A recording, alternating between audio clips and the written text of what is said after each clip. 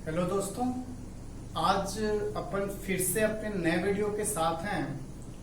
आज हम लोग देखेंगे कि 2019 में वेक्टर एंड 3D से कैसे कैसे क्वेश्चंस आए बीएससी मैथ्स के एग्जाम में।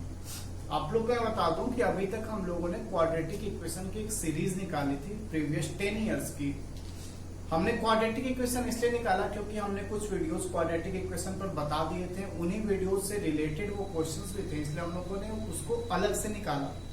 बट आज हम लोग जो बताने जा रहे हैं और आज जो मैं बताने जा रहा हूं उनकी वीडियोस, उन टॉपिक्स के वीडियोस अभी तक मैंने नहीं निकाले हैं। बट आप लोग के एग्जाम्स काफी नजदीक हैं, इसलिए हमें प्रीवियस कुछ ईयर्स के लाइक 3 to 4 ईयर्स में लूंगा और उन 4 ईयर में मैंने डिसाइड किया है कि अपन 2019, 18, 17 और 14 इनमें एक इजी पेपर है, एक थोड़ा मॉडरेट है, दो काफी टफ पेपर है। इन चारों पेपर लाइक जैसे पेपर्स आते हैं वैसे हर टाइप के क्वेश्चंस इसमें आपको मिल जाएंगे।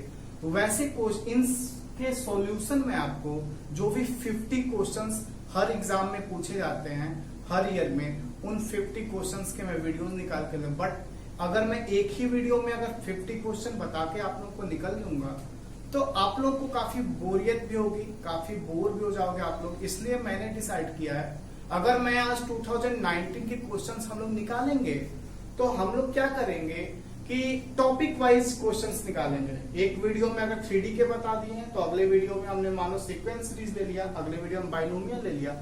ऐसे करते करते छोटे छोटे वीडियोस निकालते निकालते हम लोग 10-15 वीडियोस में 2019 के सारे क्वेश्चंस देख लेंगे, ठीक है। और उनको करने में ज्यादा टाइम नहीं, मैं 2 से 3 दिन में इनके वीडियोस निकाल के आप लोग के सामने दे दूंगा, ताकि जब तक आपका एग्जाम हो उससे 4-5 दिन पहले तक हमारे सारे वीडियोस आ जाए। और जब आप लोग प्रीवियस ईयर पेपर लगाने बैठो लास्ट के 4-5 दिनों में तो आप लोग को कोई दिक्कत ना हो, ठीक है। चलिए आ जाइए वेक्टर और 3D पे। पहले एक बात और मैं यहाँ पे बता दूं आप लोगों को कि अभी तक हमने जो क्वाड्रेटिक इक्वेशन किया उसमें कॉपी पेन की उतनी जरूरत भी नहीं रहती। कोई बंदा अगर सिर्फ वीडियोस देखता है तो भी वो समझ जाता है। बट आज जो चीज हम लोग पढ़ रहे हैं वेक्टर एंड 3D, इसमें बिना कॉपी और पेन के काम नहीं चलता। तो मैं उम्मीद करता हूं कि आप लोग जब ये वीडियो देखना स्टार्ट करोगे तो अपने हाथ में एक पेन और एक कॉपी लेकर बैठोगे। चलिए इसको स्टार्ट करते हैं। तो मैं बता दूं कि 2019 में टोटल कितने क्वेश्चन आए? 5 क्वेश्चन आए वेक्टर 3D से, जिसमें से 2 क्वेश्चन आया है वेक्टर से और 3 क्वेश्चन आया है 3D से। इस वीडियो को हिंदी वाले लोग भी देख लो, इंग्लिश वाले लोग भी देख लो, क्योंकि मैं अभी इंग्लिश में क्वेश्चंस लिखा हूं। आप लोग के पास जो पेपर होगा भी 2019 प्रीवियस में, उसमें हिंदी इंग्लिश दोनों में ही दिया हुआ है। बट मैं इसका यहाँ पे हिंदी भी बता दे रहा हूं। एक क्वेश्चन आया, the position vector of the points A, B, C are this respectively, then this points form an isosceles triangle, और ये ऑप्शन दे दिए right triangle, collinear, square triangle. क्या पूछा भाई कि किसी भी कोई 3 पॉइंट दे दिया है, कोई 3 बिंदु दिया है ABC, जिनके निर्देशांक क्या दिए हैं, जिनके सदिश निर्देशांक है 2i + j - k, वैसे ये और ये सदिश निर्देशांक दे दिए हैं। तो आप लोग को बताना है कि ये बिंदु जो है वो एक समद्विबाहु त्रिभुज बनाते हैं, समकोण त्रिभुज बनाते हैं, वे संरेखी हैं या वे विषम बाहु त्रिभुज बनाते हैं। तो ये चीज क्वेश्चन में आया। कैसे करेंगे जरा ध्यान से सुनो। और मैं छोटे छोटे इनसे रिलेटेड जो लॉजिक हैं मैं उनको अंडरलाइन कर दूंगा, आप लोग किसी कॉपी में उसको नोट भी कर लेना, ठीक है। कैसे करेंगे इस क्वेश्चन को देखो भाई। हमने ABC है ना, तो मुझे नहीं पता है कि ABC कैसा होगा। तो अभी मैंने क्या किया, एक रफ डायग्राम बनाया ABC। रफ डायग्राम करके यहां पे लिखा A, यहां लिखा B, यहां लिखा C। इसका निर्देशांक या इसका कोऑर्डिनेट इन लोगों ने क्या दिया, इसका पोजीशन वेक्टर इन लोगों ने दिया 2i + j - k, 2i + j - k। इसका पोजीशन वेक्टर, इसका निर्देशांक इन लोगों ने क्या दिया, 3i माइनस 2j प्लस के, इसका इन लोगों ने क्या दिया, i plus 4j minus 3k। अगर इन लोगों ने ये दे दिया तो अभी मुझे नहीं पता है कि ये क्या बना रहा है, ये ट्रायंगल बना रहा है, क्या बना रहा है, बट मैंने एक रफ डायग्राम ऐसे बना लिया, रफ डायग्राम है, ठीक है। क्या करेंगे हम लोग, जब भी कोई पोजीशन वेक्टर देता है या कुछ भी, या आप लोग इसको सदिश निर्देशांक ही बोल लो, अगर वो चीज देता है, इसका मतलब क्या होता है भाई, इसका मतलब ये होता है कि वेक्टर OA जो है वो ये है, वेक्टर OB जो है वो ये है, और वेक्टर OC जो है वो क्या है भाई, ये है, ठीक है। ये OA का मतलब क्या हुआ, तो आप लोग समझ जाओ, पोजीशन वेक्टर का मतलब ये होता है कि किसी भी पॉइंट का जो कोऑर्डिनेट होगा 3D में, वो किसी एक और पॉइंट के रिलेटिव बताया जाता है। वो जो पॉइंट, जिस पॉइंट के रिलेटिव बताया जाता है, अगर वो कुछ भी नहीं दिया रहता है तो हम बोलते हैं ओरिजिन। ओरिजिन के रिलेटिव में इन्होंने ये पॉइंट दिया है, उसी को हम बोलते हैं इस पॉइंट का पोजीशन वेक्टर। तो इन्होंने अगर ऐसा दे दिया है तो हम इसको कैसे सॉल्व करेंगे, जरा ध्यान से देखिएगा। हमें कुछ नहीं पता था तो हमने क्या किया कि AB निकाल लिया, और AB निकालने के लिए बहुत ज्यादा सोचना नहीं है, ये होता है OB minus OA। OB minus OA means इस वाले में से इसको क्या कर देंगे, माइनस कर देंगे, तो तुरंत माइनस कर लो। ये क्या आ जाएगा, मैं ब्रैकेट करके लिखता हूं, ये हो जाएगा 1, ये हो जाएगा -3, और ये हो जाएगा 2। आप लोग चाहते तो इसमें i cap minus 3j cap plus 2k cap भी लिख सकते थे, बट ये भी एक तरीका होता है लिखने का। हमको क्या चाहिए, BC, तो हमने लिख लिया BC। BC क्या होगा भाई, -2 i कैप, या इसको ब्रैकेट में लिखो -2, 4 minus -2 that will B 6, -3 -1 that will B -4। अब क्या बच गया, CA, तो CA लिखना है तो CA लिख दे। क्या हो जाएगा भाई साहब, 2 minus 1 that will B 1, 1 minus 4 -3, और -1 minus of -3 that will be 2। तो ये आ गया। चलिए, अच्छा ये जो चीजें आई हैं वो ये वाली वैल्यूज आ गई। अगर ये वेक्टर मिल गया तुम्हें, ये वेक्टर मिल गया तुम्हें, ये वेक्टर मिल गया, तुम्हें अभी नहीं पता है कि ये ट्रायंगल है या कुछ भी है, मुझे ये नहीं पता, हमने एक रफ डायग्राम बनाया, बट हमने क्या किया कि हमने AB वेक्टर निकाला, हमने BC वेक्टर निकाला, हमने CA वेक्टर निकाला, और अब क्या करेंगे, इन्हीं की अगर लेंथ निकाल लें, तो अगर लेंथ इक्वल आ रहा है, इसका मतलब कि ये इक्विलेटरल ट्रायंगल बनाएगा, समबाहु त्रिभुज बनाएगा। देखते हैं क्या आता है। लेंथ, अगर इसकी लेंथ निकालनी रहती है किसी वेक्टर की, तो हमको पता है कि अगर एक वेक्टर है AI plus BJ plus CK, तो इसकी लेंथ जो होगी वो होगी √A² plus B² plus C²। वहीं से अगर हमें लेंथ अगर देखनी रहेगी तो जरा बताओ, √A² plus B² plus C², इसका क्या हो जाएगा, ये हो जाएगा भाई साहब √1 का square plus -3² that will B 9 plus 2² that will B 4, it will B √14। ऐसे ही आप इसको निकालो, तो इसको 1 - 3, 2, अगेन ये दोनों सेम है, इसका मतलब ये भी √14।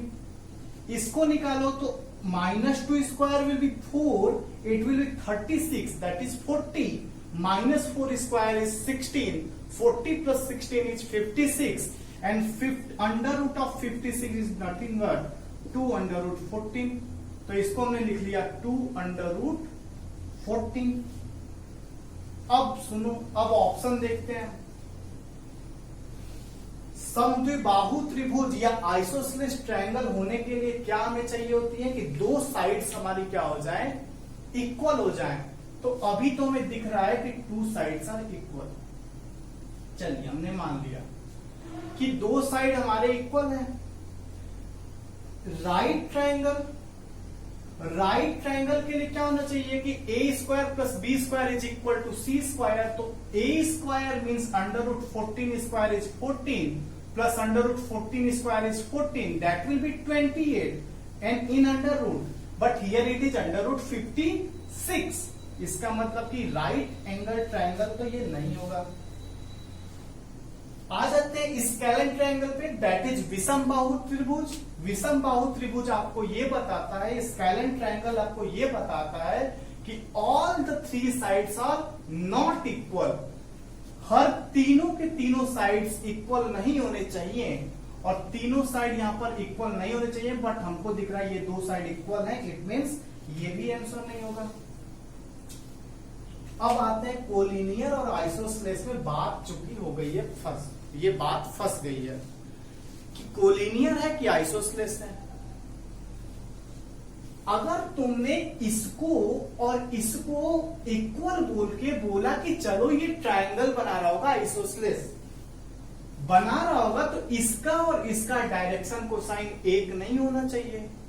लेकिन जरा देखो, यहां से डायरेक्शन कोसाइन आ रहा है 1 - 3, 2, यहां से भी आ रहा है 1 - 3, 2। इसका मतलब इन दोनों के जो डायरेक्शन रेशियोज हैं वो दोनों के दोनों बराबर हैं, और अगर इक्वल है it means either they both will be parallel और it will be same line.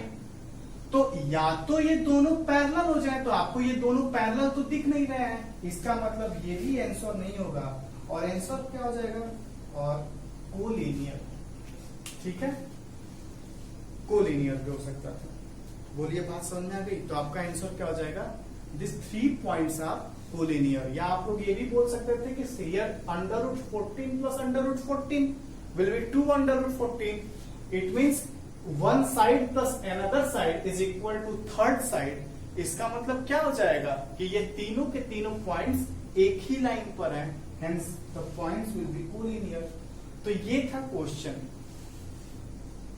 Calculative question आया, इजी क्वेश्चन था बट थोड़ा कैलकुलेटिव आया, इसलिए आप लोगों को ये करना चाहिए।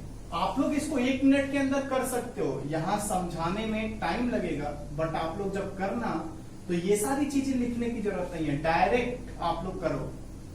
चलिए, लेकिन मैं फिर से बोल रहा हूं, 3D और वेक्टर के केस में जब आपको लगे कि सवाल बस आपने देखा और आपको समझ में नहीं आया, तो आप समझ जाओ कि हमें थोड़ा सा डायग्राम एक बार जरूर बनाना चाहिए, और डायग्राम बना के देखा करो, आपके सॉल्यूशन मिल जाएंगे।